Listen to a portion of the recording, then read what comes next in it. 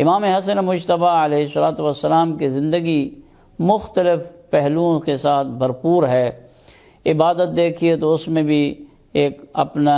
منفرد حیثیت رکھتی ہے ان کی زندگی، زہد دیکھو تو بھی ایک منفرد حیثیت ہے ان کی، علم ہے، فضل ہے، کمال ہے، چونکہ یہ رسول اکرم صلی اللہ علیہ وآلہ وسلم کے پروردہ ہیں اور مولا متقیان علی علیہ السلام کے فرزندان ہے اور ان کی تربیت ہے۔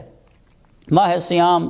جو کہ ماہ رمضان المبارک ایک بابرکت مہینہ ہے، رحمتوں والا مہینہ ہے، اس مہینے میں ہر انسان چاہتا ہے کہ وہ عبادت کرے، ہر انسان کو اللہ نے یہ دعوت دی ہے کہ میرے اس مہینے میں زیادہ سے زیادہ عبادت کرو، اعمال خیر بجا لے کر آؤ، چونکہ جو باقی دنوں میں ایک کے بدلے میں 10 دیتا ہوں، تو یہ ایسا مہینہ ہے جس کے بارے میں ہے کہ کوئی ایک نیکی بھی کرتا ہے تو اللہ جو ہے وہ 1,00,000 اس کا اجر عطا فرماتا ہے۔ آئیے ہم دیکھتے ہیں کہ امام حسن مجتبی علیہ السلام کی عبادت کا منظر کیا تھا، تاکہ ہم ان کی سیرت سے، ان کی زندگی سے کچھ یہ پہلو اپنی زندگی میں لانے کی کوشش کریں۔ تو امام حسن مجتبی کے بارے میں مورخین نے یہ لکھا ہے، اور یہ شیخ صدوق رحمۃ اللہ علیہ کی روایت ہے، کہتے ہیں کہ حضرت امام جعفر صادق علیہ السلام نے اپنے بابا جناب امام محمد باقر علیہ السلام سے، اور انہوں نے اپنے والد ماجد، اور اس طرح یہ روایت مولا متقیان سے اور جناب امام حسن مجتبی علیہ السلام کے بارے میں ملتا ہے۔ روایت میں ملتا ہے کہ ان الحسن ابن علی علیہ السلام کان اعبد الناس فی زمانہ وازہدہم وافضلہم۔ امام حسن مجتبی علیہ السلام اپنے زمانے کے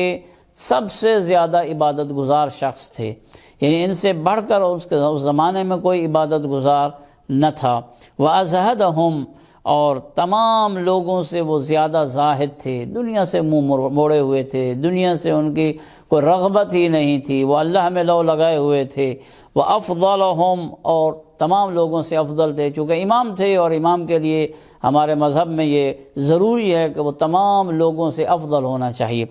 پھر روایت میں ملتا ہے وَكَانَ إِذَا حَجَّ مَاشِيًا، جب امام حسن مجتبی نے حج فرمائی ہے، حج کی ہے، حج سے مشرف ہوئے ہیں، تو حضرت امام حسن نے پیدل حج کی ہے، بلکہ روایت میں ملتا ہے وَرُبَّمَا مَشَى حَافِيًا، نہ فقط پیدل حج کی ہے بلکہ آقا نے ننگے پاؤں چل کر حج کی ہے۔